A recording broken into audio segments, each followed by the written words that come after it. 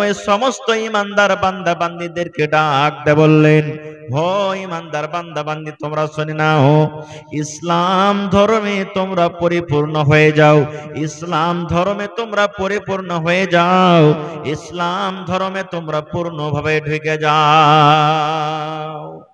এক নম্বর কথা। দুই নম্বরে আল্লাহ রাব্বুল আলামিন বলেন, হে আমার ইমানদার বান্দা বান্দীরা, তোমরা শুনে নাও, ইসলামে ঢোকা পর, দ্বীনে ঢোকা পর, ওয়ালা তাত্তাবিউ খুতুওয়াতিশ শাইতান, খবরদার তোমরা শয়তানের পায়রবি করিও না, শয়তানের ইত্তেবা করিও না, শয়তান যে পথে চলছে ওই পথে খবরদার তোমরা চলিও না। তিন নম্বরে আল্লাহ তাবারাক ওয়া তাআলা বলবেন মাওলানা কেন চলবো না? শয়তানের পথে চলতে গেলে কি হবে? শয়তানের রাস্তাতে চলতে গেলে কি হবে? কি ক্ষতি আছে, কি নোকসান আছে? আল্লাহ রাব্বুল আমিন বলেন, বান্দারে, ইন্নাহু লাকুম আদুউম মুবিন, শয়তান হলো তোমাদের প্রকাশ্য দুশমন, শয়তান হলো তোমাদের খোলা হওয়া দুশমন, শয়তান তোমাদের খোলা হওয়া দুশমন। এই জন্য খবরদার খবরদার, ইসলামে ঢোকা পর তোমরা শয়তানের তোমরা ইত্তেবা করিও না। তিনখানা কথা আল্লাহ তাবারাক ওয়া তাআলা বললেন। এক নম্বর, ইসলামে তোমরা পূর্ণভাবে ঢুকে যাও। আমাদের ধর্মের নাম কি ভাই? জোরে কথা বলেন একটু। ইসলাম। আমাদের মাযহাব বলে ইসলাম। আমি আপনি যেদিন মরে যাব, লোকজন যখন কবরে রেখে চলে আসবেন, তিনটা প্রশ্ন করা হবে কবরের মধ্যে। তার মধ্যে একটা প্রশ্ন হবে, মা দিনুকা, তোমার দিন কি, তোমার ধর্ম কি? তখন কবরে বলতে হবে দিন ইসলাম, আমার ধর্ম, আমার মাযহাবের নাম হলো ইসলাম। তা আল্লাহ তাবারাক ওয়া তাআলা প্রথমে বলছেন ইসলামে তোমরা ঢুকে যাও। বলবেন, হাজি মাওলানা, ইসলাম কি একটা বোরা নাকি? না, ইসলাম একটা ঘর যে তার মধ্যে ঢুকে যাব? জি, ইসলাম একটা ঘরই মনে করেন। যখন রোদ হয়, যখন বৃষ্টি হয়, তখন আমরা ঘরের ভিতরে ঢুকি না? ঢুকি না? ঘরের ভিতরে লুকাই কি লুকাই না? কেন লুকাই? যেন এই বর্ষা যে হয়েছে, মেঘ হয়েছে, রোদ হয়েছে, এই রোদ এই পানি থেকে যেন আমরা বেঁচে যাই। আল্লাহ রাব্বুল আলামিন এই কথাটা বলতে চাইছেন, আরে দুনিয়ার মানুষ, ইসলাম মাযহাব একটা এমন মাযহাব, ইসলাম ধর্ম একটা এমন ধর্ম, ইসলাম দিন একটা এমন দিন, এই দিনে যদি তুমি ঢুকে যাও তুমি কল্যাণ পাবে, তোমার নাজাত হয়ে যাবে। ইসলামের পরে যদি তুমি কায়েম থাকো, ইসলামের ভিতরে যদি তুমি ঢুকে যাও, আর ইসলামের ঢোকার পর তুমি যদি মজবুতের সাথে তাকে ধরে থাকো, আল্লাহ রাব্বুল আলামিন বলেন, বান্দারে, তুমি জাহান্নামের আগুন থেকে তুমি বেঁচে যাবে।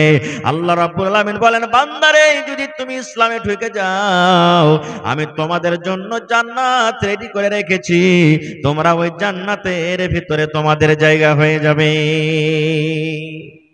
এবার যদি বলেন মাওলানা, ইসলামের কিছু কথা মানবো, কিছু কথা মানবো না, তাহলে কি হবে? কি ক্ষতি হতে পারে? আচ্ছা বলেন তো, এখন মশার সিজন চলে এসেছে নাকি? মশাতে কামড় দেয় কি দেয় না? মশাতে কামড় দিলে ক্ষতি হবে, জ্বর হয়ে যাবে, ম্যালেরিয়া, টাইফয়েড, বিভিন্ন রকমের রোগ হবে মানুষকে, হবে কি হবে না? এবার ওই মশা থেকে বাঁচার জন্য আমরা কি করি? মচ্ছরদানি, মশারি লাগাই। হানা বলেন ভাই, মশারি লাগাই কি লাগাই না? জি। জেহেনটাকে, মাথাটাকে এখানে রাখবেন আর আমার দিকে দেখবেন, এদিক ওদিক দেখলে বুঝতে পারবেন না, খুব মশারি লাগাই।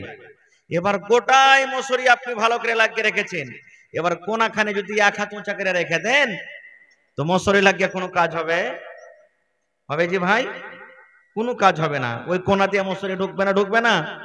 যদি ঘুমের হালাতে যদি স্ত্রীটা, আপনি আগে শুতে গেছেন, স্ত্রীটা পরে শুতেছে, আর যদি কোন রকম ভুলের কারণে হয়তো কোন একদিক চেড়ে গেছে, আর রাইতে পাটাপাট পাটাপাট শুই করছে মশাতে, যেমনি আপনি চেতন পেয়েছেন, বিবিটাকে দু চারটা তো হাইন ঠাকরা গাল দিবেন।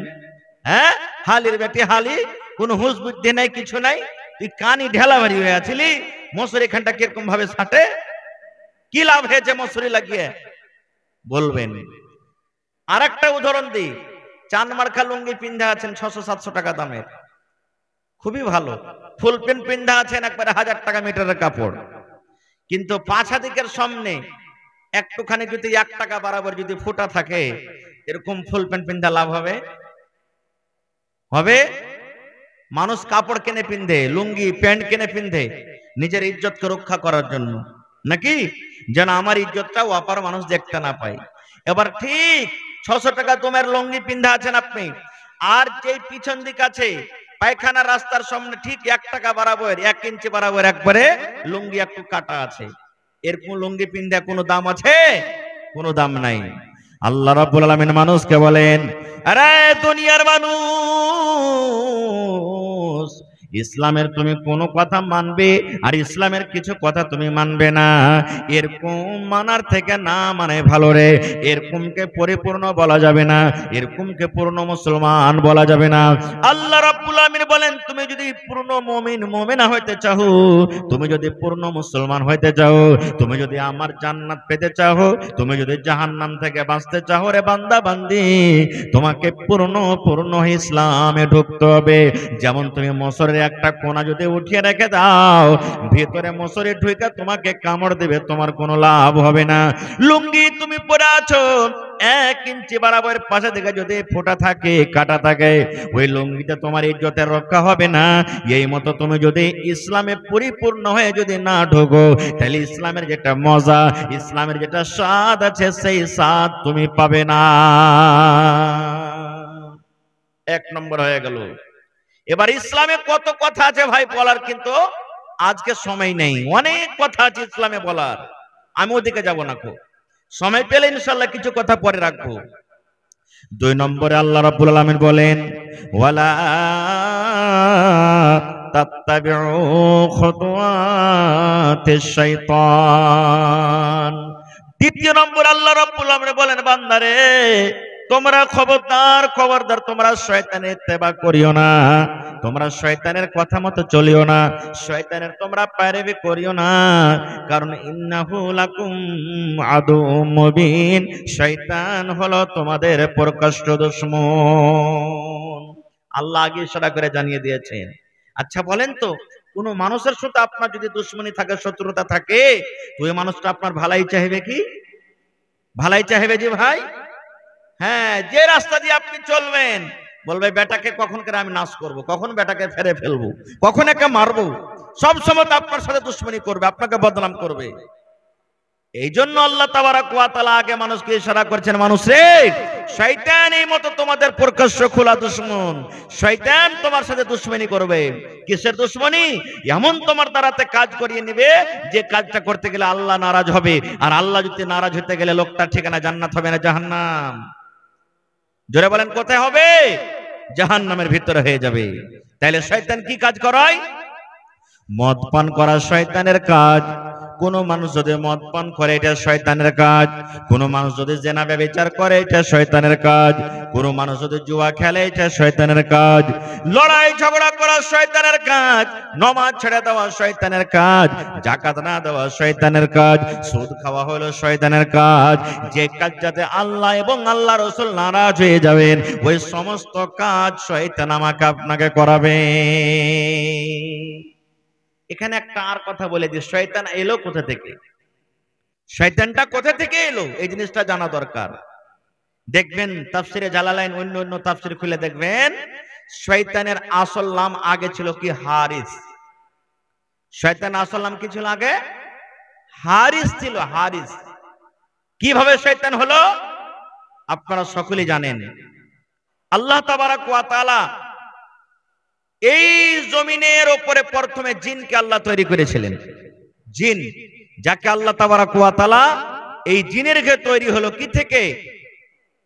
আগুন থেকে আল্লাহ তাবারাক ওয়া তাআলা তাকে তৈরি করেছিলেন। আর মানুষের তৈরি হলো, আদমকে তৈরি করেছিলেন মাটি থেকে। আর ফেরেশতাদের তৈরি করেছেন আল্লাহ নূর থেকে। নূর থেকে ফেরেশতাদের তৈরি।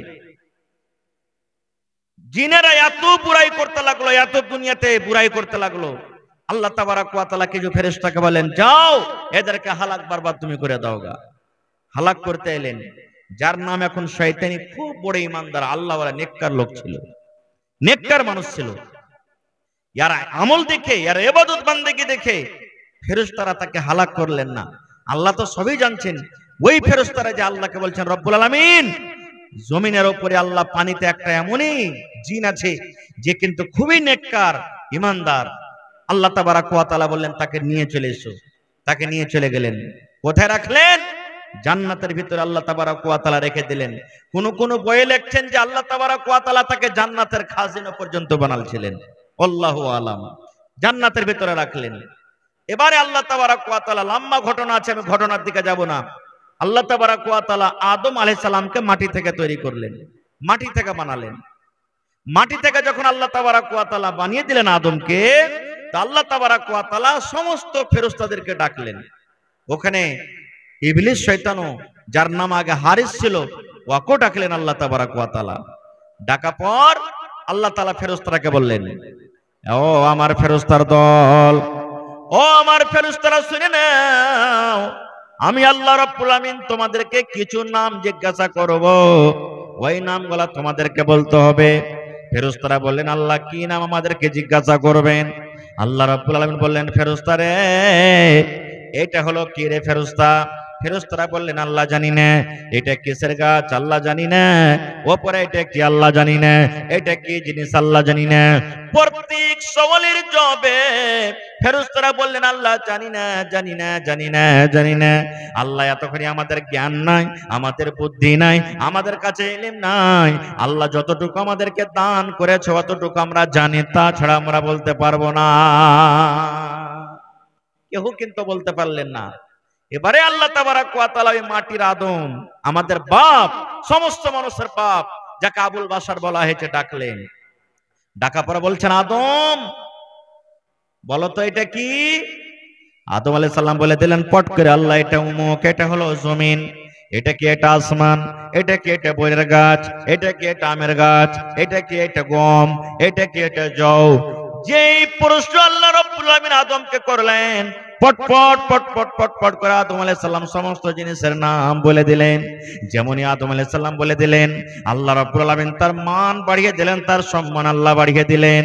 আল্লাহ রাব্বুল আলামিন ফেরেশতাকে বললেন, ফেরেশতারে তোমরা বলতে পারলে না, তোমরা যখন একটা উত্তর দিতে পারলে না, এই দেখো আমার মাটির আদম, যাকে আমি মাটি থেকে তৈরি করেছি, আমার আদম সমস্ত জিনিসের নাম বলে দিয়েছে। এই জন্য ফেরেশতা, আমি আল্লাহ রাব্বুল আলামিন তোমাদেরকে আদেশ করে আমার মাটির আদমকে তোমরা সাজদা করো, মাটির আদমকে সাজদা করো। সমস্ত ফেরেশতারা সাজদা করে দিলেন, ইল্লা ইবলিস। সব ফেরেশতারা সাজদা করলেন, কিন্তু ইবলিস শয়তান সাজদা করলো না। আল্লাহ তাবারাক ওয়া তাআলা তখন বলছেন, ইবলিস কি ব্যাপার? সব ফেরেশতারা আমার কথা মানলে, তুই মানলি না, তুই সাজদা কেন করলি না? ফেরেশতা ইবলিস তখন বলছে, আল্লাহ ওয়াকে তৈরি করেছো মাটি থেকে, আর আমাকে তৈরি করেছো আল্লাহ আগুন থেকে। আগুন যতই লাভ এরকম ভাবে বন্ধ করা হোক, নিমা হোক, আগুন লাফিয়ে উপরে উঠবে, আর মাটিকে উপরে যতই ফেলা হোক না আমাদিকে আসবে। ওর থেকে আমি বেহতার উত্তম আছি, এই জন্য আমি ওকে সিজদা করবো না। ও অহংকারী চলে এলো। আল্লাহ রাব্বুল আলামিন তখন বললেন, ও ইবলিস তুমি শুনে নাও, আমার দুয়ার থেকে তুমি চলে যাও, আমার দরবার থেকে তুমি হটে যাও, হটে যাও, হটে যাও। তোমাকে আর দেখতে আমার ইচ্ছা করে না। আমার যখন তুমি কথা মানলে না, আমার কথা যখন তুমি শুনলে না, এই আমার দরবার থেকে তুমি চলে যাও, জান্নাত থেকে তুমি বের হয়ে যাও। এবার সারা জীবনের মতো শয়তানকে আল্লাহ জাহান্নামে করে দিলেন। এবার শয়তান আল্লাহ রাব্বুল আলামিনের কাছে আরজু করলেন, রব্বুল আলামিন আল্লাহ একটা তোমার কাছে আরজু করি, একটা জিনিস তোমার দরবারে চাই, আল্লাহ তোমার কাছে দরখাস্ত করে কি? আল্লাহ রাব্বুল আলামিন বলেন, তুমি চাহো তোমাকে দেওয়া হবে, পূর্ণ করা হবে। শয়তান বলতে লাগলো, আল্লাহ রাব্বুল আলামিন একটা তোমার কাছে আরজু। আল্লাহ যেমন মানুষের মত হয়, মানুষ যেমন 100 বছর, 200 বছর, 500 বছর, 1000 বছর পর মানুষ মরে যাবে, আল্লাহ এর উম্মত তুমি আমাকে দিও না। আল্লাহ কিয়ামত পর্যন্ত আল্লাহ তুমি আমাকে বাঁচিয়ে রাখো, কিয়ামত পর্যন্ত আল্লাহ তুমি আমার হায়াতটাকে বাড়িয়ে দাও। আল্লাহ রাব্বুল আলামিন বললেন, এই শয়তান শুন, তোর এই দরখাস্ত আমি আল্লাহ কবুল করে নিলাম, কিয়ামত পর্যন্ত আমি আল্লাহ রাব্বুল আলামিন তোমাকে মত দিব না, তোমার হায়াত বাড়িয়ে দিলাম। এবার শয়তান আরো বলছে, আল্লাহ জি আর একটা তুমি আবদারটা পুরিয়ে দাও আল্লাহ। আল্লাহ রাব্বুল আলামিন বলেন, শয়তান রে চাহ, তোর কি আবদার আছে? এবার শয়তান বলতে লাগলো, আল্লাহ, মানুষের রগে রগে যেমন রক্ত বহে, মানুষের নাসে নাসে যেমন খুন চলে, আল্লাহ এই মতো তুমি আমাকে এমন ক্ষমতা দাও, পাওয়ার দাও, যেন মানুষের রগে রগে রক্তর ভিতরে আমি শয়তান দৌড়াইতে পারি। আল্লাহ বলেন, যাও যাও, এটাও পাওয়ার তোমাকে আমি দিয়ে দিলাম, যাও, এটাও তোমাকে আমি দিয়ে দিলাম। আল্লাহ তাআলা অফার দিয়ে দিলেন। এবার শয়তান তখন কি কসম খাইছেন জানেন? আল্লাহ জি, তুমি আমাকে সারা জীবনের মতো জাহান্নামী ঘোষণা করে দিয়েছো আল্লাহ, আমি তোমার ইজ্জত তোমার জালালের কসম খেয়ে বলি আল্লাহ, আমি একাই জাহান্নামের ভিতরে যাব না আল্লাহ, একাই জাহান্নামের ভিতরে যাব না। আয় আল্লাহ, এই তোমার মাটির আদমকে আমি জাহান্নামের ভিতরে নিয়ে যাব রব্বুল আলামিন, আমি সারা জীবনের মতো জাহান্নামের আগুনে জ্বলবো পুড়বো, আমি একাই যাব না, আমি তোমার এই মাটির আদমকে সঙ্গে করে আমি জাহান্নামের ভিতরে নিয়ে যাব। কে কসম খাইলে? শয়তান। এই যে দেখেন দুশ্মনী চালু হয়ে গেল। তখন আল্লাহ তাআলা বলে দিলেন, এই ইবলিস, যা যা যা যা, তোকে খোলা পাওয়ার দেওয়া থাকলো, যে আমার অরিজিনাল নেককার বান্দা বান্দি হবে, জীবনে তোর কথাও শুনবে না কো, মানবে না কো, যা যা পারবি। শেষ কথা, হযরত আদম আলাইহিস সালামকে আল্লাহ তাবারক ওয়া তাআলা জান্নাতের ভিতরে রাখলেন, ওর স্ত্রী মা হাওয়াকে জান্নাতের ভিতরে রাখলেন। জান্নাতের ভিতরে রাখার পর আল্লাহ তাআলা আদমকে বলে দিলেন, কি, এই আমার আদম, হাওয়া, তুমি শুনে নাও, জান্নাতের ভিতরে কোনো জিনিসের খাওয়ার কমি নাই, থাকার কমি নাই, যা ইচ্ছা তোমরা তাই খাবে আদম রে। আল্লাহ রাব্বুল আলামিন একটা গাছের দিকে ইশারা করে বললেন, আদম, ওয়ালা তাকরাবা হাযিহিশ শাজারা। আল্লাহ বলেন, আদম, এ হাওয়া, জান্নাতের ভিতরে যেখানে ইচ্ছা সেখানে যাও, যেখানে ইচ্ছা সেখানে ঘুরো, যা ইচ্ছা তাই তোমরা খাও, কিন্তু আল্লাহ একটা গাছের দিকে ইশারা করলে বলেন, আদম রে, ওই গাছটা যে তোমরা দেখতে পাও, এই গাছটার ফল খাওয়া দূরের কথা, ওই গাছটার পাঞ্জরে খবরদার তোমরা যাও না। একটাই গাছ আল্লাহ ইশারা করে বললেন, আদম, সব জায়গার তুমি যাও, জান্নাতে ঘুরো, খাও, মানা নেই, কিন্তু একটা গাছকে আল্লাহ ইশারা করে বললেন, ওই গাছটার ফল খাওয়া দূরের কথা, গাছটার পাঞ্জরে যেও না। কিন্তু শয়তান তো ওয়াদা করেছে যে আমি একাই জাহান্নামে যাব না, আদমকে নিয়ে যাব। থাকে থাকে একদিন শয়তান একবারে সুবহানাল্লাহ মৌলভী সাহেবের ভেষ নিয়ে, একবারে মুত্তাকি পরেজগার বান্দার ভেষ নিয়ে, একবারে সুন্দরভাবে দাড়ি ছেড়ে, একবারে ভালো পোশাক পিন্ধে এবারে জান্নাতের ভিতরে চলে গেছি। জান্নাতের ভিতরে যাওয়ার পর তখন আদমকে ডাক দিয়ে বলছেন, ও তো জানে না যে এটা শয়তান, আদম আলাইহিস সালাম জানেন না যে এটা শয়তান। তখন কথা বলতে বলতে বলতে বলতে তখন কি বলছে রে, শয়তান বলছে, আদম, একটা কথা বলবো। বলছে, কি? বলছে, তুমি আমার কাছের লোক, তোমার পরে দয়া লাগছে, ময়া লাগছে, এই জন্য তোমাকে বলছি। বলছে, কি রে ভাই? বলছে, আল্লাহ তাআলা যে জান্নাতের ভিতরে তোমাকে রেখেছে, তুমি আরামে আছো না দুঃখে আছো? বলছে, খুবই সুখে আছি, এখানে দুঃখ বলে কিছু নাই, কারণ জান্নাতের ভিতরে সর্দি লাগবে না, জ্বর হবে না, খাসি হবে না, বুড়াইবে না, ওখানে কোন রকমের কষ্ট হবে না, ঝাড়াও ফিরাও হবে না, ওখানে যত খাবেন ঢেকুর দেবেন সব হজম হয়ে যাবে। বলছে, খুব খুশিতে আছি। তখন ইবলিস বলছে যে, আদম, তুমি তোমরা মিয়া বিবি জান্নাতের ভিতরে সারা জীবন থাকতে চাও? তো বলছে, হ্যাঁ। বলছে, একটা কাজ, তোমার গায়ে আমি কাছের মানুষ, এজন্য বলছি, আল্লাহ তাআলা ওই জান্নাতের ওই গাছের ফলটা খাইতে মানা করেছে, তুমি জানো? বলছে, কি? বলছে, তুমি যদি গাছের ফলটা যদি না খাও, হইতে পারে কবে দেখবে যে তোমাকে আল্লাহ এই জান্নাত থেকে বাইরে অন্য কোনো জায়গাতে তোমাকে ফেলে দিবে, এই জন্য জান্নাতে সারা জীবন থাকতে চাও, তো গাছটার ফল খেয়ে নাও। এই দেখেন, পিছে লেগে গেল। শয়তান ওয়াদা করেছে, আমি একাই জাহান্নামের ভিতরে যাব না। তার কথা শুনে তারা মিয়া বিবি দুজনেরই যেমন গাছের ফল খাওয়া। সুবহানাল্লাহ। জান্নাতের লেবাস তাদের পরনে ছিল, জান্নাতের কাপড় তাদের পরনে ছিল। বন্ধুরে, সঙ্গে সঙ্গে যেমনই গাছের ফল খাওয়া, সঙ্গে সঙ্গে জান্নাতের সমস্ত লেবাস গা থেকে খুলে পড়ে গেল। এবার হযরত আদম আলাইহিস সালাম এবং তার সাথে তার স্ত্রী হাওয়া আলাইহিস সালাম লজ্জায় পড়ে গেলেন, লজ্জিত হয়ে গেলেন। এবার ওই গাছের বড় বড় পাতাগুলা দিয়ে নিজের লজ্জাস্থানকে ঢাকতে শুরু করলেন। এবার ঢাকা পর আল্লাহর দরবারে কাঁদতে কাঁদতে দোয়া শুরু করে দিলেন, রব্বানা যালামনা আনফুসানা ওয়া ইল্লাম তাগফির লানা ওয়া তারহামনা লানাকুনান্না মিনাল খাসিরিন। এই দোয়া শুরু করে দিলেন, কাঁদতে লাগলেন, রব্বানা যালামনা আনফুসানা ওয়া ইল্লাম তাগফির লানা ওয়া তারহামনা লানাকুনান্না মিনাল খাসিরিন। আয় আল্লাহ, আমরা নিজের নফসের উপরে জুলুম করেছি, অত্যাচার করেছি। আয় আমাদের রব, আমরা নিজের নফসের উপরে জুলুম অত্যাচার করেছি। আল্লাহ, যদি তুমি আমাদের গুনাহ খাতাকে মাফ না করো, আল্লাহ তাআলা আমরা খাসারাতের মধ্যে হয়ে যাব। আল্লাহ, যারা জাহান্নামে যাবে তাদের দলে আমরাও কিন্তু হয়ে যাব।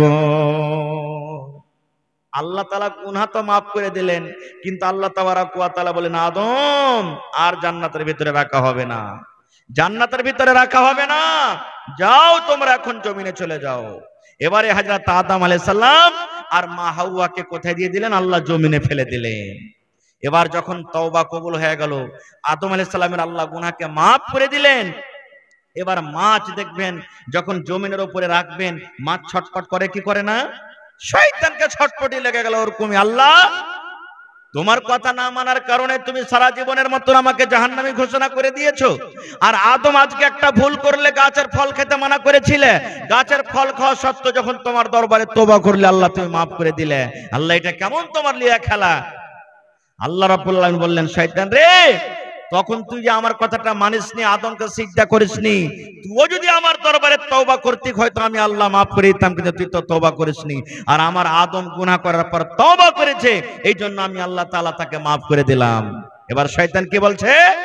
এই আদম তুমি শুনে নাও, এই হাওয়া, আদম তোমরা দুজন শুনে নাও, তোমাদেরকে আমার দলের মধ্যে করতে পারলাম না, তোমাদেরকে আমার দলের ভিতরে জামাতের মধ্যে করতে পারলাম না, কিন্তু আদম রে তুমি শুনে নাও, তোমাকে আমি আমার জামাতে করতে পারলাম না।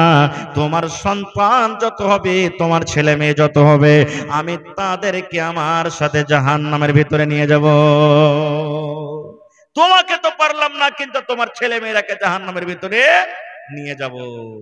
ভাই মুসলমান, মেলায় কথাই জায়গাতে লুকিয়ে আছে, আল্লাহ বাচ্চা রাখে ইনশাআল্লাহ বলবো। এবারে জমিনের উপরে আল্লাহ তাআলা তিনটা লোককে পাঠালেন। একটা হলেন আদম আলাইহিস সালাম, আর একটা হলেন কে? হাওয়া আলাইহিস সালাম, আর একটা হলো কি? শয়তান, ইবলিস যাকে আমরা বলি। তিনজন। তাহলে ইমানদারের সংখ্যা বেশি না বেঈমানের সংখ্যা বেশি জমিনে যে এসেছে? জোরে বলেন। ইমানদার কয়টা আর বেঈমান একটা। এখন কার কে দল ভারী আছে যে ভাই? জোরে বলেন, কার দল ভারী আছে? জি জি না, ইমানের দলের ভারী নাই, বেঈমানের দল ভারী আছে। এখন বলবেন কেমন করে? যে মাওলানা, একটা হাদিসের কথা শুনেন, বুখারী শরীফের হাদিস। কিয়ামত যেদিন কায়েম হবে, হাশরের ময়দান হবে, ওই কিয়ামতের দিন আল্লাহ তাআলা আদমকে ডাক দিবেন, আদম কোথায় আছো, এসো তুমি। আদম চলে আসবেন কিয়ামতের দিন। আল্লাহ তাআলা বলবেন, এগুলা কে? কিয়ামতের দিন বলবেন, আল্লাহ, এগুলা সব আমার ছেলে পেলে, আমার সন্তান আওলাদ। আল্লাহ রাব্বুল আলামিন তখন বলবেন, এক কাজ করো, তোমার বেটা বেটিরা যারা জান্নাতের ভিতরে যাবে ওরাকে আলাদা করো, আর যারা জাহান্নামে যাবে ওরাকে আলাদা করো। বাপ বেটাতে যতই দুশ্মনী থাকে, বেটা যদি কষ্টতে থাকে, বাপের ভিতরে কিন্তু তাসাল্লি হবে না, বেচেনি লেগে থাকবে। বাপ কোনোদিন চাইবে না যে বেটাকে জাহান্নামের ভিতরে হুড়িয়ে ভরে দিই, চাইবে কি? চাইবে না। আদম আলাইহিস সালাম দাঁড় হয়ে থাকবেন। আল্লাহ বলবেন, আদম, তোমার ছেলে মেয়েরা যারা জান্নাতে যাবে ওরাকে আলাদা করে দাও, আর যারা জাহান্নামের ভিতরে যাবে ওরাকে আলাদা করে দাও। এবার আল্লাহ তাবারাক ওয়া তাআলার কথাটা শোনা পর হযরত আদম আলাইহিস সালাম বলবেন, আল্লাহ, কতটি লোককে জান্নাতের জন্য আলাদা করব, আর কতটি লোককে জাহান্নামের জন্য আলাদা করব, আল্লাহ তুমি একটু আমাকে ইশারা করে দাও। আল্লাহ তাবারাক ওয়া তাআলা বলবেন, আদম রে, 1 2 নয় রে, 3 নয় রে, 6 নয়, 5 নয়। আল্লাহ তাবারাক ওয়া তাআলা বলবেন, বান্দা আদম, হাজারের এভারেজে তুমি চলো, হাজারের এভারেজে চলো, 1000 মানুষকে তুমি এক জায়গাতে করো, আর 1000 মানুষের মধ্যে একটা লোককে তুমি জান্নাতের জন্য আলাদা করে দাও, আর 999টা লোককে তুমি জাহান্নামের জন্য আলাদা করে দাও। তাহলে 1000-এ একটা লোক জান্নাতে যাবে, 1000-এ একটা লোক জান্নাতে যাবে। সুবহানাল্লাহ। আর একটু চলেন, আপনাদের গ্রামের ব্যাপারে এরকম প্রত্যেক গ্রামে আছে, আপনারা ফের মনে দুঃখ লিয়েন না। আমি বলছি যে কে জিতেছে, ইমানদার জিতেছে, কে বেঈমান জিতেছে। আপনাদের গ্রামে মোটামুটি 100টা লোক হবে না? বড় মানুষ হবে না? হবে না? 100টা লোক মোটামুটি মনে করেন, বেশি যা হোক। কিন্তু মসজিদে নামাজ পড়ছেন কতটি? 10টা। এর থেকে মনে হয় বেশি হবে না, 10টা 15টা নাকি? হানা বলেন না, একটু হানা বলেন। তাহলে কারকে দল এখানে বেশি হয়ে গেল? হিসাব করেছে কারকে দল বেশি হলো? হিন্দুস্তানে মোটামুটি কতটি আছে? 25 করোড় মানুষ আছে। আমরা কতটি আছি? আমরা 25 করোড়, আর বাকি 100 করোড় ওরাই। বেশি কারা আছে? কে জিতেছে? হ্যাঁ, দেখছেন সব জায়গাতে আগে ওরাই আছে। ভাইরে, এই জন্য আল্লাহ তাবারাক ওয়া তাআলা বলছেন শয়তানের ইত্তেবা তোমরা করিও না। আমাদের পিছে শয়তান কেমন হেলে গেছে জানেন? আল্লাহ রাসূল বলেছেন, আচ্ছা বলেন তো, যখন বাচ্চা আপনারা যখন জন্ম নিয়েছি, মার পেট থেকে যখন জন্ম নিয়েছি হয়েছি, তখন কান্দেছি না কান্দেনি? জোরে বলেন, কান্দেছি না কান্দেনি? বাচ্চা যখন জন্ম নেয়, তখন মায়ের পেট থেকে বাচ্চা যখন হয়, মা খালারা বেশি জানতে পারে বাচ্চা কান্দে কি কান্দে না। যেমনই মায়ের পেট থেকে বার হবে তখন প্যাক করে বাচ্চা চিল্লেবে। মা খালারা ভাইয়েরা কোনোদিন চিন্তা করেছেন ছেলেটা কেন কান্দে? ওরে সুবহানাল্লাহ, এটা হাদিসের কথা রে বন্ধু, আমার কথা নয়। মাওলানা বসে আছেন, জিজ্ঞাসা করবেন। আল্লাহর নবী বলেছেন, জমিনে যখন কোনো বাচ্চা জন্ম নেয়, মায়ের পেটে শয়তান ওই বাচ্চাকে ফাট দেয়, ঘোষা দেয়, গুতা মারে। ওই বাচ্চাকে গুতা মারে, ঘোষা দেয়। ওই গুতার কারণে, ফাইটের কারণে, চড়ের কারণে কিংবা ঘোষার কারণে মায়ের পেট থেকে যেমন বাচ্চাটা দুনিয়াতে আসে, তখন মা মা মা বলে কান্দে। আল্লাহ রাসূল বলেছেন, শয়তান থেকে মাত্র মায়ের পেট থেকে যখন জন্ম নেয়, 2টা মানুষ মাত্র বেঁচে থেকেছে। 2টা মানুষ মাত্র বেঁচে থেকেছে। একটা হলো মারিয়াম, ওরে আল্লাহ, মারিয়াম, হান্নার বেটি মারিয়াম। আর একটা মারিয়ামের পেট থেকে যেটা সন্তান জন্ম নিয়েছেন বিনা বাপে, হযরত ঈসা আলাইহিস সালাম। মা বেটা দুজনে শুধু শয়তান থেকে বেঁচে থেকেছে। বাকি দুনিয়াতে যত মানুষ জন্ম নিয়েছে, আল্লাহ রাসূল বলেছেন, যখন জন্ম হয়, জন্ম হওয়ার সময়তে মায়ের পেটে শয়তান তাকে ঘোষা মেরেছে। এই জন্য কান্দে, তখন থেকে শুরু করে দেয়। এই জন্য তো বলি রে ভাই, আল্লাহ রাসূল বলেছেন, যুবকেরা খাস করে বলি, যখন স্ত্রীর কাছে যাবেন, প্রথম বাসর ঘর হবে, প্রথম রাত হবে, যেতে যেতে বিবির সাথে হামবিস্তারি করতে লাগিয়েন না কো। রাসূল বলেছেন, যখন তোমার প্রথম বাসর ঘর হবে, বিবির কাছে যখন তুমি যাবে, প্রথম রাত যখন তোমার হবে, তোমার স্ত্রী তোমার জন্য রেডি আছে, তোমার স্ত্রীর পাঞ্জরে তুমি বসো, সালাম দিয়ে যাও ঘরের ভিতরে। আর বসার পর এখানে এই সামনেকার কপালের উপরে চুল আছে, এই চুলগুলা 2-3টে চুল আছে, চুলগুলাকে ধরে নাও। আর ধরার পর এখানে দোয়া করো। কি দোয়া? আল্লাহুম্মা ইন্নী আসআলুকা খাইরাহা ওয়া খাইরা মা জাবালতা আলাইহি ওয়া আউযু বিকা মিন শাররিহা ওয়া শাররি মা জাবালতাহা আলাইহি। এটা বিবির প্রথম যখন বিবির কাছে যাবেন, এটা দোয়া পড়বেন। চুলের উপরে, কপালের উপরে যে চুল আছে, 2-4টা চুল ধরা পর পড়বেন। তারপর বিবির সাথে গল্প সল্প হয়ে গেল। আল্লাহ রাসূল বলেছেন, উম্মত, যখন তুমি তোমার স্ত্রীর সাথে মিলন করবে, যখন তোমার স্ত্রীর সাথে সহবাস করবে, শয়তান থেকে বাঁচার জন্য তোমাকে একটা দোয়া পড়িতে হবে। কি দোয়াটা পড়িতে হবে? বিসমিল্লাহি আল্লাহুম্মা জান্নিবিনা মিনাশ শাইতান ওয়া জান্নিবিশ শাইতানা মা রাযাকতানা। বিবির সাথে যখন যখন মিলন করবেন, বিবির সাথে যখন যখন সহবাস করবেন, সহবাস করার আগে এই দোয়াটা আপনাকে পড়িতে হবে। এবারে বলবেন মাওলানা যদি দোয়াটা না পড়ে কি গুনাহ হবে, কি ক্ষতি হবে, কি নোকসান হবে? আল্লাহ রাসূল বলেছেন উম্মত রে, যদি তুমি এই দোয়াটা পড়ে তোমার স্ত্রীর সাথে মিলন না করো, সহবাস না করো, বিনা দোয়াতে যদি তোমার স্ত্রীর সাথে মিলন করে নাও, তাহলে যতবার তুমি তোমার স্ত্রীর সাথে বিনা দোয়াতে যাবে, অতবার তোমার সাথে সাথে শয়তান তোমার বিবির কাছে যাবে। দেখেন শয়তান কত বড় দুশমন। বিনা দোয়াতে বিবির কাছে গেলেন, উখনো বাদ দিবেন, আপনার সাথে সাথে চলে যাবে। আর একটা জিনিস জানেন, নমাজ পড়ছি আমরা, আপনারা নমাজ পড়ছেন, ঈদের পড়েন, বকরিদের পড়েন, জুমার পড়েন, যে কোনো নমাজ পড়তে পড়তে আমার আপনার এই ব্রেনটা, মাথাটা এদিক ওদিকে চলে যায় না হঠাৎ করে? যায় কি যায় না ভাই? আপনি এখানে নমাজ পড়ছেন, হঠাৎ আপনার দেহেনে চলে আসছে, রে ধান লাগাইতে হবে, ওখানে লোকজন আছে, তাড়াতাড়ি এখানে নমাজ শেষ করবার দিয়ে যাবো লাহারি নিয়ে, আমাকে যেতে হবে কাপড়টি বাজার, অমুক জিনিস আনতে যেতে হবে। কোন জিনিস রেখেছেন আপনার মনে হয়নি, আর নমাজের পট করে মনে চলে আসছে। আসে না?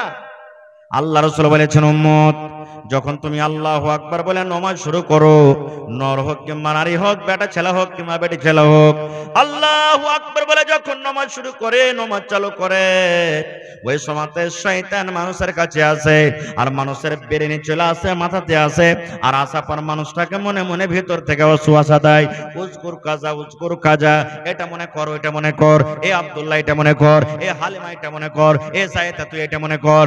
আল্লাহ রাসূল বলেছেন তোমাকে শয়তান মনে করাবে, এই কাজ মনে কর, ওই কথা মনে কর, ওই কথা মনে কর।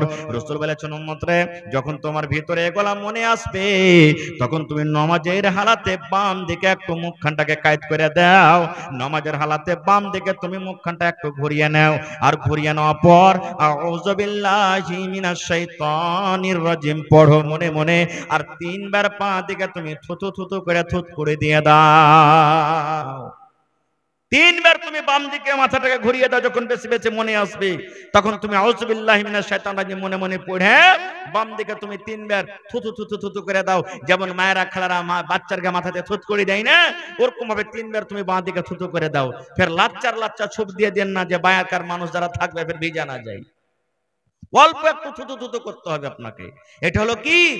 শয়তানকে এটা দূরে করার দোয়া। আর শয়তান কখন পালায় জানেন? সুবহানাল্লাহ, যে গায়ে আজান হয় না, যে গ্রামে মানুষরা নামাজ পড়ে না, ওই গ্রামে শয়তান কিন্তু এসে বাড়ি বানিয়ে লাই, বাসা বানিয়ে লাই, ঘর জমিয়ে লাই।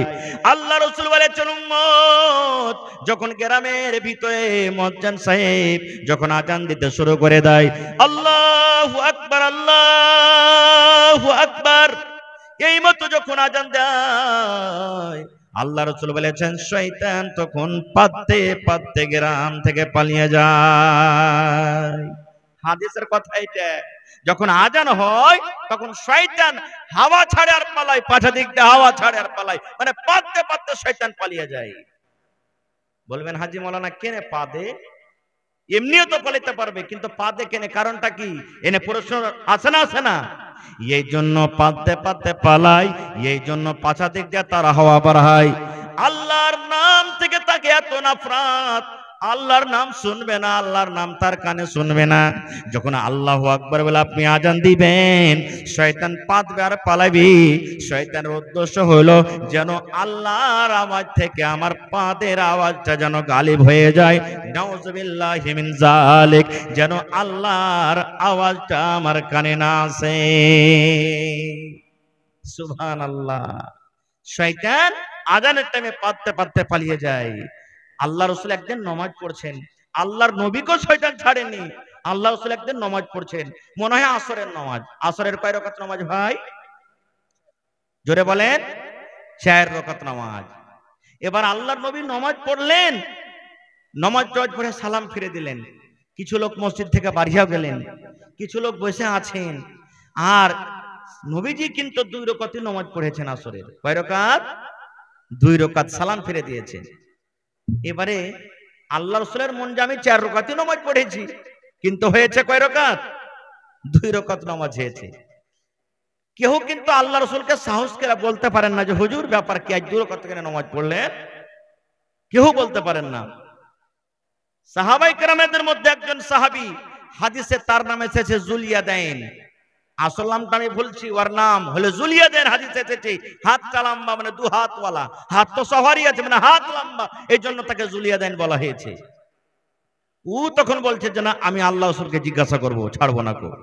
সেই সাহাবী এসে আল্লাহ রাসূলকে বলছেন, ইয়া রাসূলুল্লাহ আকসরাতিস সালাত আম নাসিতা, নামাজ আপনি ভুল করে দিয়েছেন পড়িতে, আর না নামাজ কমিয়ে দেওয়া হয়েছে, মানে তখন কোন হুকুম হইলো ফের কোন হুকুম বাদ চলে গেল, এরকমও তো হয়তো। তো সেই সাহাবী এসে বলছেন, হুজুর নামাজ কমিয়ে দেওয়া হয়েছে না নামাজ ভুল করে দিয়েছেন আপনি? আল্লাহ রাসূল বলছেন, আরে সাহাবী, আমি নামাজও ভুল করিনি, আর আল্লাহর পক্ষ থেকে নামাজও কম হয়নি, আর আমি নামাজও ভুল করিনি। তখন সে সাহাবী বলছেন, না, একটা তো হয়েছে দুটার মধ্যে, ভাই আপনি নামাজ ভুল পড়েছেন, আর না তা আল্লাহর পক্ষ থেকে নামাজ কমিয়ে দেওয়া হয়েছে। বলছেন না, আল্লাহ রাসূল বলছেন না, আমি নামাজও কম পড়িনি, কি আল্লাহর পক্ষ থেকে নামাজও কম হয়নি। তখন বলছেন, হুজুর আজকে আপনি 2 রাকাত নামাজ পড়েছেন, আপনি আর 2 রাকাত নামাজ পড়ে সালাম ফিরে দিয়েছেন, 2 রাকাতই আপনি নামাজ পড়েছেন। এরকম আমাদের হয় কি হয় না, মেলাই দিন হয়ে যায় যে পড়তে হবে 4 রাকাত, এবার 3 রাকাত পড়ে সালাম ফিরে দিয়েছি, মনে হয় যে 3-4 রাকাত পড়ে নিয়েছি। পড়তে হবে 3 রাকাত, 2 রাকাত পড়ে সালাম ফিরে দিয়েছি, এরকম মেলাই দিন হয়ে যায়। তো ভাই আমার, এটা হওয়াটা বড় কথা না, এটাকে করে শয়তান মানুষকে ভুলিয়ে দেয়। এবার আল্লাহ রাসূল বললেন যে কি হয়েছে তোমাদের, বলো তো। বলছে, হুজুর আজকে আপনি 2 রাকাত নামাজ পড়েছেন। আল্লাহ রাসূল অন্যান্য সাহাবীরা যারা বসেছিলেন, হ্যাঁ গো, এই যুলিয়াদাইন যে কথাটা বলছে এটা সত্য না মিথ্যে, আজকে নাকি আমি 2 রাকাত নামাজ পড়েছি? বলছে, জি হুজুর, আজকে আপনি 2 রাকাত নামাজ পড়েছেন। এবার আল্লাহ রাসূল সাল্লাল্লাহু আলাইহি ওয়াসাল্লাম আবার 2 রাকাত নামাজ পড়লেন, আর নামাজ পড়ার পর এবারে সালাম ফেরার আগেখানে 2 রাকাত নামাজ পড়া হইলো, এবার তাশাহুদ, দোয়া, দুরুদ যা আছে সব পড়ে নিলেন। পড়ার পর সালাম ফেরার আগেখানে 2টা সাজদায়ে সাহু, মানে ভুলে যাওয়ার সাজদা। শয়তানকে এটা তীর মারা হয়েছে, ঘুচা মারা হয়েছে, শয়তান তুই আমাকে যে ভুলিয়ে দিলি, এই জন্য তুই তীর খা, ঘুচা খা। এই জন্য শয়তানকে ঘুচা দেওয়ার জন্য, অপমান করার জন্য সাজদায়ে সাহু 2 রাকাত 2টা সাজদা করে নিলেন। তারপরে আল্লাহ রাসূল সাল্লাল্লাহু আলাইহি ওয়াসাল্লাম সালাম ফিরে দিলেন। তো দেখেন, শয়তান নবীকে ছাড়েননি। আর একটু আগে চলেন, কোন জায়গাতে আল্লাহ রাসূল বলেছেন, শয়তান যার মধ্যে ঈমান মজবুত আছে, মানুষ চোর হয়ে যায় শয়তান থেকে। বলবেন কেমন কথা? আল্লাহর নবী একদিন বসে আছেন বাড়িতে, আর নবীজির স্ত্রীরা সব গোল করে নবীকে ঘেরে আছেন। নবীজির 11টা স্ত্রী, 11 জন স্ত্রী, সুবহানাল্লাহ। এবারে একসাথে কখন 5টা ছিলেন, কখন 6টা ছিলেন, কখন 7টা ছিলেন, কখন 9টা ছিলেন, একসাথে সমস্ত স্ত্রী নবীকে গোল করে নিয়ে আছেন। আর কি বলছেন জানেন? কেউ বলছেন, নবীজি আমাকে একটা কাপড় দেন, কেউ বলছেন চাপ্পাল দেন, কেউ বলছেন চুড়ি দেন, কেউ বলছেন নাকের দেন, কেউ বলছেন কানের দেন, কেউ বলছেন উমুক দেন। যেমন আমাদের স্ত্রীরা আমাদের কাছে চাহে কি চাহে না? বলেন ভাই, চাহে কি চাহে না? এই যে বকরিদ চলে গেল, কত মা খালা এমন আছেন, যদি কহে থাকে, হালেমার বাপ কপরটি বাজার যাচ্ছে, এক ডাব্বা চুরি গালা নিয়ে আসছে, তো পরব চলে এলো। যদি আমার ভাইয়ের কাছে টাকা না থাকে, আর যদি বলে যে আচ্ছা যে চুরি আছে ওই চুরিতে তুমি এবার পরব করে এলো, তখন দিব পরে। কি বলবেন জানেন? এই মিনসে এই মুখ পড়া, এই কাঞ্জসের বাড়িতে আছে, জীবনে সুখ শান্তি হলো না। কত রকম কথা বলে দেয়। আল্লাহ রাসূলকে ঘেরাও করে আছেন সমস্ত বিবিরা। ইতিমধ্যে আল্লাহ নবীর শ্বশুর আল্লাহর সামা, যেটা আল্লাহ নবীর শ্বশুর হযরত ওমর রাদিয়াল্লাহু তাআলা আনহু, নবীর সাথে দেখা করার জন্য বাড়িতে চলে আসে। আমাদের মতন নয় যে হড়হড়িয়ে বাড়িতে চলে গেল, দুয়ার থেকে যে চাইছেন আসসালামু আলাইকুম।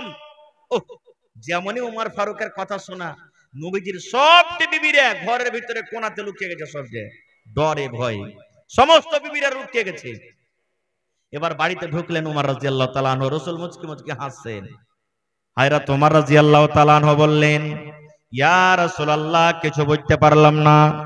আল্লাহ রাসূল বলেন, ওমর কি তুমি বলতে চাইছো বলো। হযরত ওমর বললেন, ইয়া রাসূলুল্লাহ, আমি যখন দুয়ারে ছিলাম, বাহিরে যখন দাঁড় হয়েছিলাম, আপনাদের বিবিদের গলার আওয়াজ আমি শুনতে পাচ্ছিলাম। মনে হয় আপনাকে তারা বিরক্ত করছিল, আপনার কাছে তারা কিছু চাইছিল, আপনার সাথে জোর জোর গলাতে আওয়াজ করে কথা বলছিল। নবী গো, একটা কাউকে দেখতে পাই না। আল্লাহর নবী বলছেন, উমর রে, ঠিক আমার বিবিরা আমার কাছে বিভিন্ন রকমের সামান তারা চা চলে ওমর, কিন্তু যখন তোমার আওয়াজ পেয়েছি, তোমার আওয়াজ শোনা মাত্র সমস্ত বিবিরা ঘরের ভিতরে লুকিয়ে গেছে, সবাই ঘরের ভিতরে লুকিয়ে গেছে। হযরত উমর বলছেন, এরে আল্লাহ নবীর দুশমনেরা, নবীকে দেখা ডরাও না, ভয় করো না, আর আমাকে দেখা ডরিয়ে তোমরা ঘরের ভিতরে লুকিয়ে গেছো। বিবিরা তখন ঘর থেকে উত্তর দিয়ে বলছেন, এ উমর বিন খাত্তাব, নবীকে দেখে ডর লাগে না, ভয় লাগে না, যতক্ষণই ডর আপনাকে দেখা লাগে। আয় আল্লাহর বান্দা উমর, আপনাকে দেখে যতক্ষণ ডর লাগে, ভয় লাগে, আমার নবীকে দেখে অতটুক ডর লাগে না, ভয় লাগে না। এই কথাটা যখন বলা, আল্লাহ নবী বলছেন, উমর রে, তুমি একটা এমন লোকের লোক, এমন আল্লাহর তুমি একটা বান্দা, এমন তুমি আল্লাহর একটা বান্দা উমর, যে রাস্তা দিয়ে তুমি হেঁটে চলে যাও, রাস্তা দিয়ে হাঁটছো, আর সামনে থেকে যদি শয়তান হেঁটে চলে আসে, শয়তান একদিক থেকে হেঁটে আসে, আর তুমি ওই রাস্তা দিয়ে অন্য দিক দিয়ে হেঁটে চলে যাও, শয়তান তোমাকে দেখে শয়তান পর্যন্ত রাস্তা বদলে নেয়। এই রাস্তা দিয়ে যাওয়া হবে না রে, যাওয়া হবে না, কারণ এই রাস্তা দিয়ে আল্লাহর বান্দা উমর ফারুক চলে আসেন। নারে তাকবীর! এই রাস্তা দিয়ে কি আসছে? আল্লাহর বান্দা উমর ফারুক চলে আসছেন, শয়তান পর্যন্ত তোমাকে দেখে ডর করে, ভয় করে। আচ্ছা, শয়তান কত বড় আলিম জানেন? শয়তান কত বড় আলিম! আল্লাহুস সামাদ। শয়তান কোনো ছোট মোটো জিনিস নয়, শয়তান খুব পড়ালেখা, বড় আলিম। বলবেন কেমন কথা? একটাই বুখারী সাহেবের হাদিস আপনাদের সামনে ধরি। আপনাদের এলাকাতে ফিতরার টাকা এক জায়গাতে জমা হয় কি হয় না? আল্লাহ নবীর জামানাতে সরকারি মাল, বাইতুল মাল, খাজুর, যাও, কিশমিশ, পানির, অমুক অমুক জিনিস এক জায়গাতে জড়ো হয়েছে। আল্লাহর রহমতে এখন চুরি চামারি বন্ধ হয়ে গেছে নাকি? 10-15 বছর 20 বছর আগে কোন জিনিস মাঠে ঘাটে বাড়িতে থিয়ে চেন পেতক না মানুষ, চুরি হতো না। এখন যে যেখানে পড়ে আছে আল্লাহর রহমতে থাকছে, কোনো ব্যাপার নেই। ভালো করে শুনবেন হাদিসটা। এইবারে আল্লাহ নবীর জামানাতে খাজুর টাজুর এক জায়গাতে জড়ো করা হয়েছে। আল্লাহ রাসূল সাহাবীদেরকে বলছেন, যেমন আপনারা জালসা শুনছেন, হাগো আজ রাতের মালের পহরাদারি কে করবে, কে মাল জোগাবে? একজন সাহাবী যার নাম হলো আবু হুরায়রা রাদিয়াল্লাহু তাআলা আনহু বলছেন, ইয়া রাসূলুল্লাহ, আমি মাল জোগাবো। লম্বা হাদিস ছোট্ট করে বলছি। মালের কাছে বসে আছেন রাতের বেলাতে, আর এক চোর ভাই হযরত আবু হুরায়রার সামনে বোরাতে ভরতে শুরু করেছে, মালকে চুরি করতে শুরু করেছে। যেমনই চুরি করা, গপ করে হাত কান ধরে নিয়ে বলছেন, এই তোমাকে ডর লাগে না, ভয় লাগে না? আমি মাল জোগাচ্ছি, আমার সামনে তুমি চুরি করছো? তখন চোর বলছে যে, ভাই রে, ছেলে পিলারা না খেয়ে আছে ভাই, না খেয়ে মরছে, কাঁদছে, কষ্ট দেখতে পারিনি, তাই মাল চুরি করতে এসেছি। ভাই ছেড়ে দে, আর আসবো না। বলছে আসবে না তো? না, ছেড়ে দিলেন। ভোর হলো, নবীজি বলছেন, আবু হুরায়রা, রাতে কি ঘটনা ঘটেছিল নবীকে কে জানালছেন? রাতকার ঘটনাটা নবীকে কে জানালছেন? আল্লাহ জানিয়ে দিয়েছেন। বলছেন কি ঘটনা ঘটেছিল? চোর চুরি করতে আসেনি? বলছে হুজুর এসেছিল। বলছে তোমাকে কি বলেছে? বলছে আর আসবো না, তখন আমি ছেড়ে দিয়েছি। আল্লাহ রাসূল বললেন, ও আমার সাহাবী আবু হুরায়রা, তুমি শুনে নাও, যে চোর রাতের বেলাতে তোমার সাথে ওয়াদা করেছে আর চুরি করতে আসবো না, আবু হুরায়রা রে, আমি নবী বলি, ওই চোর আজ রাত্র চুরি করতে আসবে। হযরত আবু হুরায়রা বলছেন, হুজুর যে ওয়াদা করেছে আসবো না, নবী বলছেন, আমি নবী মিথ্যা কথা বলি না, চোর চুরি করতে আসবে।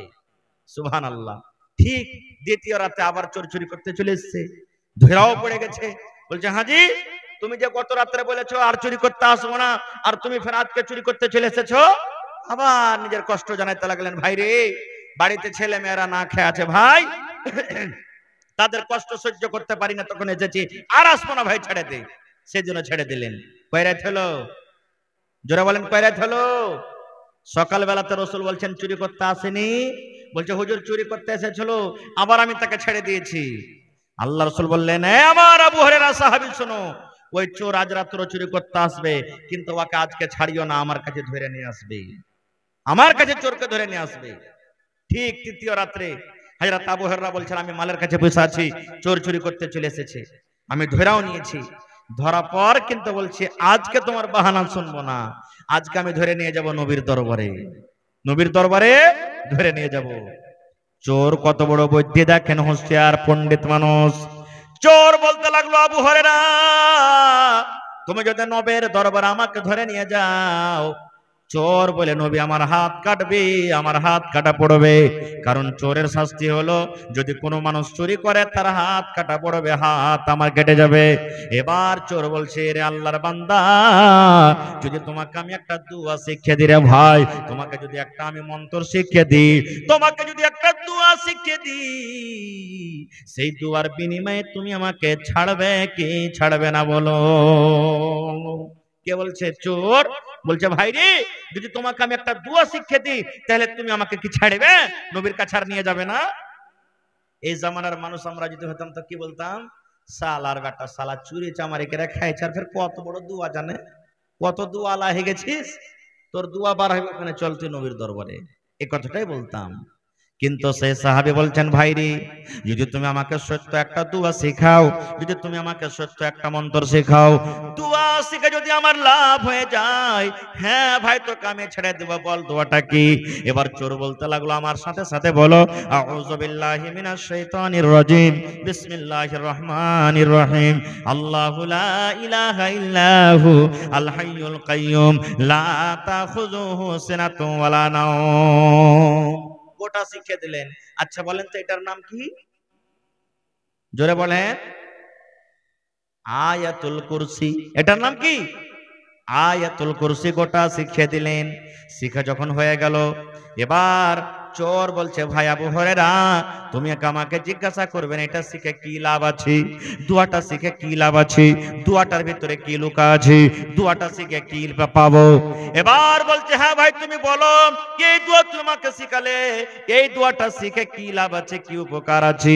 চোর বলতে লাগলো, ভাই রে, যখন তুমি এশারের নামাজ পড়বে, এশারের নামাজ পড়ার পর বাড়ির ভিতরে যখন তুমি যাইবে, বিছানায় যখন তুমি বসবে, বিছানায় শোয়ার আগে আগে, বালিশে মাথা দেওয়ার আগে আগে, তুমি যদি বিছানায় বসে বসে আউযু বিল্লাহ বিসমিল্লাহ পড়ে যদি তুমি গোটা আয়াতুল কুরসি একবার পড়ে নাও রে ভাই, আল্লাহ রাব্বুল আলামিনের পক্ষ থেকে তোমার বাড়িতে আল্লাহ একটা ফেরেশতা পাঠিয়ে দিবেন। ওই ফেরেশতা বাড়িতে তোমার আসবে, ওই ফেরেশতা এসে তোমার মোটরসাইকেল জোগাবে, ওই ফেরেশতা এসে তোমার গম জোগাবে, ওই ফেরেশতা এসে তোমার বকরি জোগাবে, ওই ফেরেশতা এসে তোমার ছাগল জোগাবে, ওই ফেরেশতা এসে তোমার মুরগি মুরগা জোগাবে।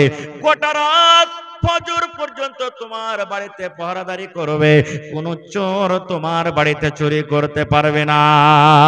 নারে তাকবীর। নবী তোমার নাম শুনিয়া পাগল আমার মনটা গো, নবী একবার দেখা দিও গো। নবী তোমার নাম শুনিয়া পাগল আমার মনটা গো, নবী একবার দেখা দিও গো, নবী একবার দেখা দিও গো।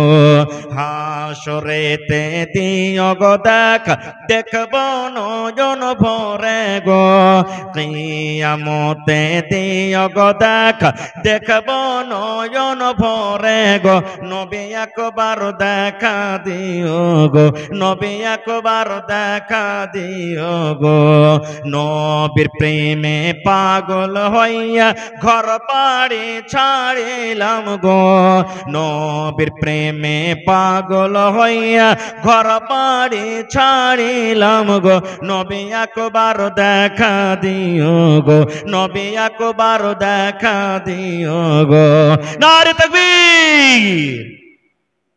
গোটা আয়াতুল কুরসি শিখে যখন হয়ে গেল, যা ভাই যা, যা তোকে ছেড়ে দেন, যা। নবীর দরবারে চলে এলেন ভোরে। রাসূল বলছেন, আবু হুরায়রা, চোর কি চুরি করতে আসেনি? হযরত আবু হুরায়রা বলছেন, ইয়া রাসূলুল্লাহ, চোর চুরি করতে এসেছিল। আল্লাহ রাসূল বললেন, রে আবু হুরায়রা, তোমাকে তো আমি বলেছিলাম আজ রাত্রে চোর চুরি করতে আসবি, ওই চোরটাকে আমার দরবারে ধরে নিয়ে আসবে, তুমি কেন নিয়ে আসোনি? এবার হযরত আবু হুরায়রা বলছেন, ইয়া রাসূলুল্লাহ, ওই চোর আমাকে একটা সুন্দর দোয়া শিখিয়েছে নবী গো, ওই চোর আমাকে একটা দোয়া শিখিয়েছেন, ওই দোয়া শেখার কারণে আমি তাকে ছেড়ে দিয়েছি। নবীজি বলছেন, কি শিখালছে তোমায়, বলো তো দেখি দোয়াটা কি?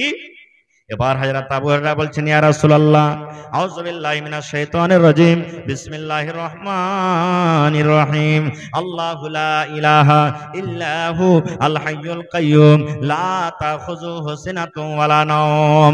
এই করে করে সুবহানাল্লাহ গোটা আয়াতুল কুরসি শিক্ষা দিলেন। এবার নবী বলছেন, আর চোর কি বলেছে? হযরত আবু হুরায়রা বলেন, ইয়া রাসূলুল্লাহ, চোর আমাকে বলেছে যখন তুমি এশারের নামাজ পড়া হয়ে যাবি, যখন বাড়ির দিকে তুমি রওনা হয়ে যাবে, বিছানায় মাথা দেওয়ার আগে আগে, ঘুমার আগে আগে একবার যদি তুমি আয়াতুল কুরসি পড়ে নাও, আল্লাহ রাব্বুল আলামিনের পক্ষ থেকে তোমার বাড়িতে একটা ফেরেশতা আসবেন, ওই ফেরেশতা এসে তোমার বাড়িতে পাহারাদারি করবে, তোমার মোটরসাইকেল জোগাবে, তোমার ঘর জোগাবে, তোমার গম জোগাবে, তোমার বকরি জোগাবে, তোমার ভেড়া ভেড়ি জোগাবে, গোটা রাত তোমার বাড়িতে পাহারাদারি করবে, কোন চোর তোমার বাড়িতে চুরি করতে পারবে না। নবীজি চোর আমাকে এটা শিখাচ্ছে, তখন আমি ওকে ছেড়ে দিয়েছি। রাসূল তখন বলছেন, চোর ঠিকই বলেছে। নবী তাসদীক করে নিলেন, দেখেন চোর ঠিকই বলেছে। এবার নবী বলছেন, আবু হুরায়রা, দিন রাত থেকে যে তোমার কাছে চুরি করতে আসে, এটা কে তুমি জানো? বলছেন, কে ওইটা? ওইটা হলো চোর, একটা চোর চুরি করতে আসলো। আল্লাহ রাসূল বলেন, না রে খেপা, না, ওটা চোর নয় রে, না রে পাগল, ওটা নয়, ওটা চোর নয় রে, ওটা হলো জাকা শয়তান, ওটা হলো শয়তান রে, যে মানুষের রূপে 3 রাত থেকে মাল চুরি করতে আসলো। ওটা শয়তান, ওটা চোর নয়, মানুষের রূপে তোমার মাল চুরি করতে এসেছিল। তখন বলছে, হুজুর শয়তান এত বড় ভালো ভালো দোয়া জানেন? তখন রাসূল বলছেন, শয়তান ভালো কথা জানে কিন্তু শয়তান ভালো কথা মানে না, শয়তান আল্লাহকে জানে কিন্তু শয়তান আল্লাহর কথা মানে না, শয়তান কোরআনকে জানে কিন্তু শয়তান কোরআনের কথা মানে না, শয়তান নবীকে জানে কিন্তু শয়তান নবীর কথা মানে না। আপনি ভালো কথা জানেন, আপনি ভালো কথা মানেন, আপনি কোরআনকে জানেন, আপনি কোরআনের কথা মানেন, আপনি নবীকে জানেন, আপনি নবীর কথা মানেন, আপনি জানেন এবং মানেন বলে ঈমানদার।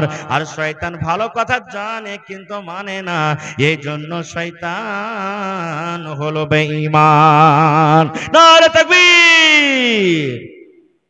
মেলাই কথা আছে শয়তানের ভাই বলার। ভাইরে আল্লাহ বাচ্চা রাখেন, ইনশাআল্লাহ এই বিষয় নিয়ে আবার আলোচনা করব। তবে এটা হলো আজকে জালসাটা আল্লাহর ঘরের জন্য, নাকি নিজের ঘরের জন্য, না আল্লাহর ঘরের জন্য? আল্লাহর ঘরের জন্য। আল্লাহ রাসূল বলেছেন, জমিনের উপরে আকাশের তলাতে সব থেকে উত্তম ভালো জায়গা হলো মসজিদ, আর জমিনের উপরে সব থেকে নামুরা খারাপ জায়গা হলো বাজার। রাসূলের হাদিস, সব থেকে উত্তম আফজাল জায়গা হলো কি মসজিদ, আর সব থেকে ভালো জায়গা হলো কি বাজার। বলবেন, হাজী মাওলানা মসজিদ কেন ভালো আর বাজার কেন খারাপ হয়? আপনি বলেন, মসজিদে কিনা বেচা হয়? জোরে বলেন, মসজিদে কিনা বেচা হয়? আরো জোরে বলেন, মসজিদে কি চুরি ডাকাতি হয়? মসজিদে জেনা ব্যভিচার হয়? মসজিদে ঠকাঠকি হয়? কিন্তু বাজারে সবকিছু হয়। হয় কি হয় না? আর একটা কথা বলে দিই, আপনাদের গ্রামে আছে কিনা, যখন কোনো মানুষের কোনো ভাই যখন হাইসা ছাগল বকরি হারিয়ে যায়, এলান করে, এ ভাই শোনেন 10 ভাই, উমুকের একটা হাইসা হারিয়ে গেছে, কিংবা একটা বকরি কিংবা লোটা হারিয়ে গেছে, যদি কেউ পায়ে থাকেন তো দিয়ে দেবেন। এরকম এলান হয়? এলান হয়? আল্লাহ রাসূল বলেছেন, হ্যাঁ আমার উম্মতরা তোমরা শুনে নাও, আল্লাহ রাসূল বলেছেন, উম্মত যখন কোন হারিয়ে যাওয়া জিনিসের মসজিদে এলান হবে, নবী বলেছেন ওর জন্য আরো বদদুয়া করো যেন ওই জিনিসটা লোকটা ঘুরিয়ে না পায়। ছাগল হারিয়ে গেছে, এলান করেছে, রাসূল বলছেন এই মুসাল্লি যত আছো ওর জন্য বদদুয়া করো যাতে তুমি ছাগলটা কোনোদিন ঘুরিয়ে না পাও। হাইসা হারিয়ে গেছে, বদদুয়া করো ঘুরিয়ে না পাও, কারণ এটা হলো এলান করার জায়গা নয়, এটা আল্লাহর ইবাদতের জায়গা। এতক্ষণই পর্যন্ত যদি আদেশ না থাকে মসজিদে এলান করার, তাহলে মসজিদটা কত আল্লাহর কাছে ভালো জায়গা হইতে পারে বুঝে দেখেন। এই ঘরের ব্যাপারে আল্লাহ রাসূল 1400 বছর আগে এলান করে দিয়েছেন, মান বানা লিল্লাহি মসজিদান বানাল্লাহু লাহু বাইতান ফিল জান্নাহ। আল্লাহ রাসূল বলেছেন উম্মত, যে আল্লাহ রাব্বুল আলামিনকে সন্তুষ্ট করার জন্য, আল্লাহকে রাজি করার জন্য আল্লাহর ইবাদতখানা মসজিদ নির্মাণ করবে, আল্লাহ রাব্বুল আলামিন তার জন্য জান্নাতের ভিতরে এখন ঘর বানিয়ে দিবেন। দুনিয়াতে বানাবেন মসজিদ, আল্লাহ জান্নাতে আপনার জন্য এখন ঘর বানিয়ে দিবেন। বলবেন হাজী মাওলানা আমরা তো 10-15টা ঘর আছে, জি মাওলানা গরিব মানুষ, এখানকার তো মসজিদ বানাইতে পারবো না। আল্লাহ নবী সাহাবায়ে কেরামকে একদিন বসে আছেন, মসজিদে নববীর সামনে একটা ফাঁকা জায়গা আছে, খালি জায়গা, জায়গাটা এখনো মসজিদের কিন্তু নয়। নবীজি এলান করলেন, কে তোমরা আছো এই জমিনটা কিনে, যেটা ফাঁকা জায়গা আছে কিনে মসজিদের জমিনে লাগাইতে পারো, আল্লাহ তাআলা তার বদলাতে জান্নাতে এখন ঘর বানিয়ে দিবেন। হযরত উসমান গনি দাঁড় হয়ে গেলেন, ইয়া রাসূলুল্লাহ যত টাকা লাগবে আমি উসমান এই জমিনটাকে কিনবো, আর কিনা পর আমি এই মসজিদে লাগিয়ে দিব। আল্লাহ রাসূল বলছেন উম্মত রে, যদি তোমরা গোটাই মসজিদ বানাইতে না পারো, যদি একটা পাখির যে বাসা বানাই, পাখির বাসা কত বড় হয়, ছোট্ট হয় না? রাসূল বলছেন একটা পাখির বাসার সমান জায়গা যদি তুমি মসজিদ বানাইতে পারো, আল্লাহ তাআলা ওর বদলাতে জান্নাতের ভিতরে একটা ঘর বানিয়ে দিবেন। বলবেন এটা কেমন কথা, যে বাসার সমান জায়গাতে কি নামাজ পড়াতে হবে? রাসূল বলছেন 1 নম্বর মানে হলো যে যতই ছোট মসজিদ হোক, এটা মনে করিয়েন না যে কেলাবাড়িওয়ালা আরে একবারে 50 ফিট লম্বা চওড়া মসজিদ বানালছে, 100 ফিট বানালছে, ওরকে সমান মসজিদ বানাইতে পারেনি বলে মনে হয় জান্নাতে ঘর বানাবে না। আপনার যতই ছোট মসজিদ হোক, উদ্দেশ্য নিয়ত আছে আল্লাহকে রাজি করার জন্য, ওই ছোট মসজিদের বদলা তো আল্লাহ জান্নাতে ঘর বানাবেন। কিংবা বাস, পাখির বাসা যে আছে সুবহানাল্লাহ, ওই বাসাটার সমানও যদি জায়গা বানাইতে পারেন, আপনি 10,000 দিলেন, 15,000 দিলেন, 5,000 দিলেন, 1,000 দিলেন, 2,000 দিলেন, ওই টাকাতে মশলা কিনা হলো, ইট কিনা হলো, গিট্টি কিনা হলো, বালু কিনা হলো। এবার কতখানি কাজ করতে করতে দেখলেন আপনার টাকা দিয়ে পাখির বাসার সমান একটা জায়গা করা হয়েছে, বা অতখানি জায়গার সমান একটা আপনি কাম করতে পারলেন। আল্লাহ রাসূল বললেন এতখানি জায়গা করতে পারো তো আল্লাহ তোমার জন্য জান্নাতে একটা ঘর বানিয়ে দিবে। ভাই মুসলমান, দেখি আপনাদের এই গ্রামে আমি জীবনের প্রথমবার এসেছি, মসজিদের জালসা অনেক করলাম ভাই বছরে। এই যে আপনাদের পাশে একটা গ্রাম, কোন দিকে তেত্রি বাড়ি আছে, দক্ষিণ দিকে আছে, আখতারের মা, একটা আখতার বলে ওখানে আছে লোক, ওর মা এই বকরেদের 8-10 দিন আগে জালসাটা হইলো মনে হয়, 1 লক্ষ টাকা মসজিদের জন্য হাজির করে দিলেন, একটা মহিলা হয়ে 1 লক্ষ টাকা। এই যে সাতভেল্লি আড়াবাড়িতে আলহাজ ইসরাফিল সাহেব 1 লক্ষ টাকা হাজির করে দিলেন মসজিদে, এই কয়দিনকার কথা। মুখতার আলা মুখিয়াজি মিয়া বিবি মেলে 1 লক্ষ টাকা দিলেন। মৌলানা আনোয়ার হোসেন সাহেব 50,000 টাকা দিলেন। এই করে করে আরো মেলে 25,000 30,000 কত নাম বলবো। মুজাহিদ মুখিয়াকে সবাই চিনছেন, খড়বাড়ির নাকি লগরবাড়ির। মসজিদের জালসা অক্টোবর মাস, গত মাসের অক্টোবর মাসে জালসাটা হয়েছে, 2023 সালের অক্টোবর মাসে। সুবহানাল্লাহ, একজন ভাই 7,95,000 টাকা স্টেজে এসে জমা করে দিলেন মুসলিম। কতটি? 7,95,000, মানে 5,000 কম 8 লক্ষ টাকা। সুবহানাল্লাহ।